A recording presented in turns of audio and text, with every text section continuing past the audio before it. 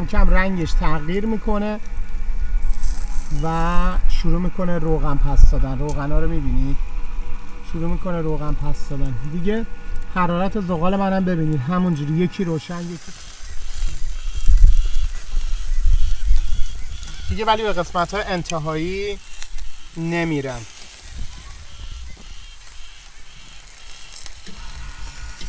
خودتون آموزش بدم، مطمئنم که کنار خانواده درست کردنش لذت میبرید.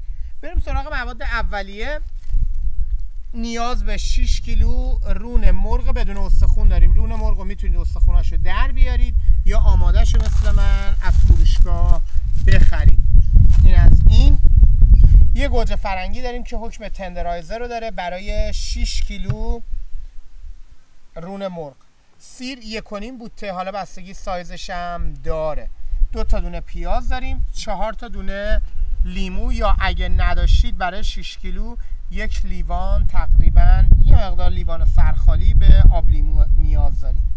و بریم سراغ مواد اولیه‌اش هم دونه دونه بهتون بگم دیگه. روغن مایع میخوایم و همینطور یه میکسر نیاز داریم. ارگانو دارم. ارگانو به اندازه 3 تا قاشق چایخوری بهش ارگانو اضافه میکنید. نمک برای 6 کیلو 1 2 3 4 و 5، اینم 6. برای هر 1 کیلو نیاز به 1 قاشق چایخوری نمک داریم. پودر زیره داریم ساییده شده 1 و 1 نصفه، 1.5 قاشق. آنین پادر داریم، پودر پیاز 1 2 و 3 قاشق هم از این اضافه میکنیم.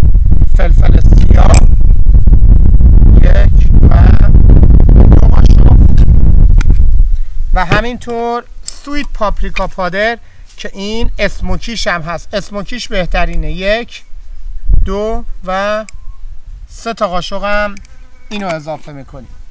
حالا البته این چاقو رنجر رو بهتون نشون نداده بودم، اینم برندش یاکوزاست، برای کمپانی خودمونه به اسم بلک ونزی که میتونید توی وبسایت پیداش کنید. چاقو واقعا تیز بودنش تو فیلم هم به راحتی میتونید استفاده کنید.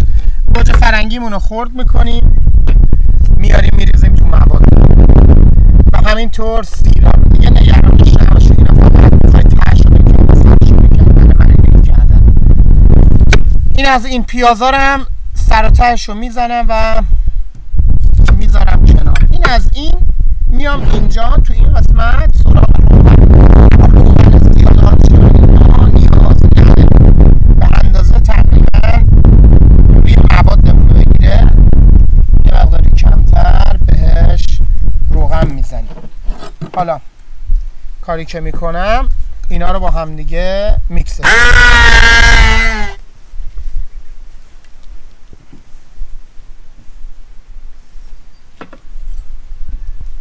آب لیموها رو هم به این شکل. امین آقا هم از شفای نامبروان، ایشون تو کران مشغول هستن به عنوان سرآشپز و سرآشپزای خیلی خوب ایرانی. این از این. خب آب لیمو همینجا. پیازه رو میتونی به من بدی؟ پیازه رو میگیره و کمک میکنه. سولفاکی هم تو قسمت ها مختلف مرینیده مختلف داره. حالا این نیستش میگه مرینه، اما این مرینیدیه که تو مغازه ها میفروشن و خیلی بازاریه، همه دوستش دارن. بعضی از غذاهای سنتی هستن که خب همه نمیپسندن، همه پسند.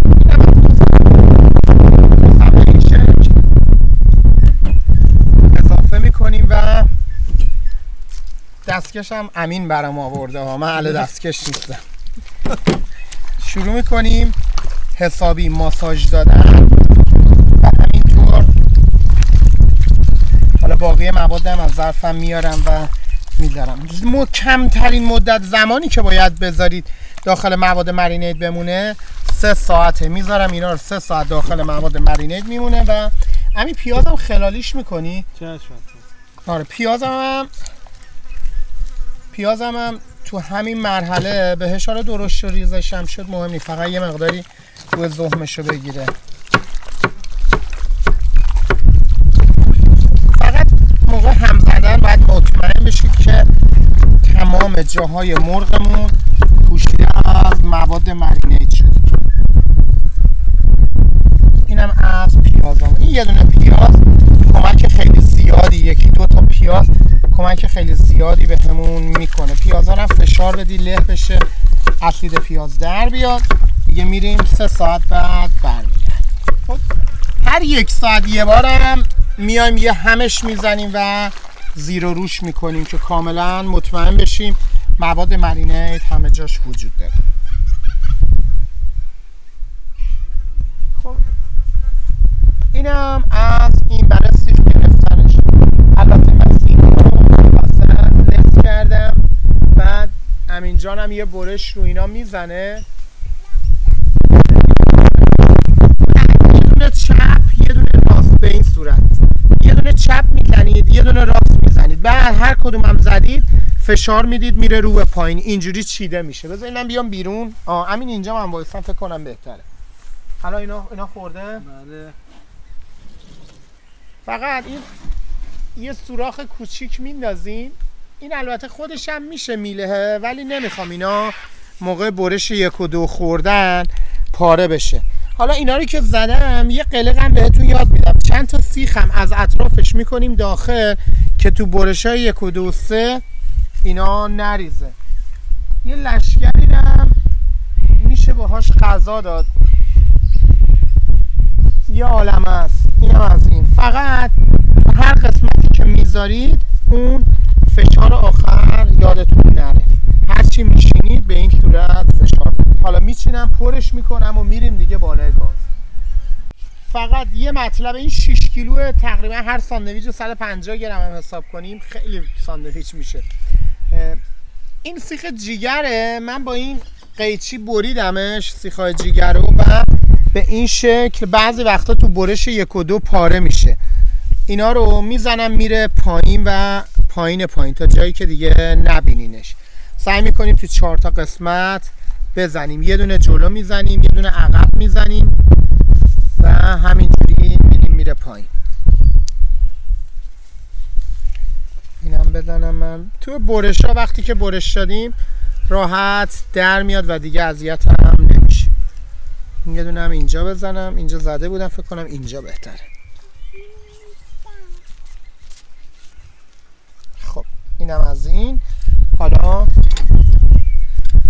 میبندمش. این هم خودم درست کردم، برای کار نیستش، ولی خب ما کاربریشو عوض کردیم. حالا تا جایی که توانشو دارم فشار میدم تا بره پایین. همین اندازه دیگه کفایت میکنه، دیگه ته کاره. دیگه میذارمش روی لم اسپید و کارمو شروع میکنم. خب فقط چند تا نکته. برای اولش که بپزه زغال گرفته شده و نگرفته رو با هم دیگه مخلوط بکنید و پخش کنید. همین الان هم حرارت هم یه فاصلش هم 1 وجب باشه، اما همین الان هم حرارت زیاده. حرارت رو کمش بکنید، چون اگر رو سوز بشه یا یه دفعه سریع بپزه اینا خوب در نمیادش. حرارت کم چاره داره درستش کنی، بعدا حرارت رو بالا ببری، اما زیاد باشه غذاتون خراب شده. حالا میذارم کاملا به روغن افتاد، دوباره فیلم میگیرم و بهتون نشون. خب به این مرحله که رسید کم کم رنگش تغییر میکنه و شروع میکنه روغن پس دادن. روغن ها رو میبینید شروع میکنه روغن پس دادن. دیگه حرارت زغال منم ببینید همونجوری یکی روشن یکی خاموش گذاشتم، چون اگه یه دفعه این سریع بپزه هم خراب میشه طعمش و همین که تاثیر بدی روش میده. خب به این مرحله که رسید میبینید که در حال روغن پس دادنه و همینطور رنگ شروع کرده تغییر کرده. زغالمونم همون زغال یکی خاموش یکی روشنه. حرارت رو متعادل نگه می‌دارید تا جایی که ردیف اول آماده برش زدن باشه. و بعدش اگه خواستیم میتونیم حرارت رو بالا ببریم که برش‌های بعدی فقط قراره که روش سرخ بشه.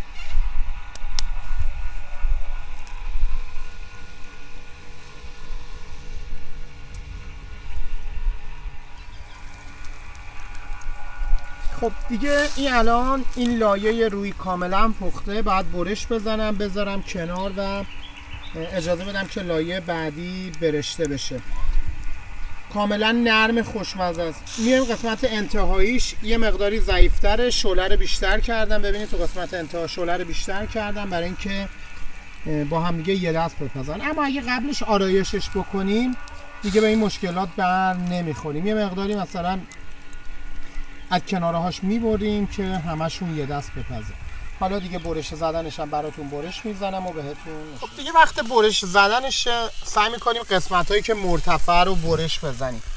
تیکه تیکه من میزنم و میاد جلو.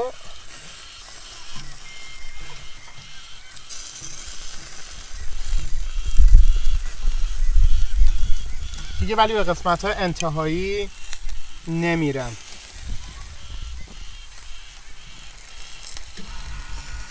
خب تیکه به تیکه همینطور برش میزنم و یه دست میشه. من تیکه برشمو کمی درشت میگیرم که تو ساندویچ خودشو قشنگ نشون بده. اون سیخایی هم که زدم کمک کرد که اینا نریزه. همینطوری لایه به لایه برش میزنم. اینم هات پلیت، داخل هات پلیت میمونه. دیگه به این مرحله که رسید دوباره میذاریم روغن بیفته، برشته بشه و اینا هم که تو هات پلیتمون در حال گرم شدنه. ما میزنیم، جای شما رو هم خالی میکنیم. امیدوارم که شما هم درست بکنید و کنار خانواده لذت ببرید. سعی کنید که کانال جدیدمون رو حمایت بکنید و همینطور فیلمامون اشتراک گذاری کنید. چاقو یاکوزا هم بلک ونزدی اسمش تو وبسایتمون هست، قیمتش هم خیلی مناسبه و ژاپنی اصله. اینم از این. حالی چند میارزه این؟ چند میارزه؟ 15 بابا 15 چه خبره؟ بدون 15 نه 25 بده دیگه نیان. آقا دم همتون گرم، دوستتون دارم و به خدای بزرگ میسپارمتون. بهترینا رو براتون آرزو میکنم.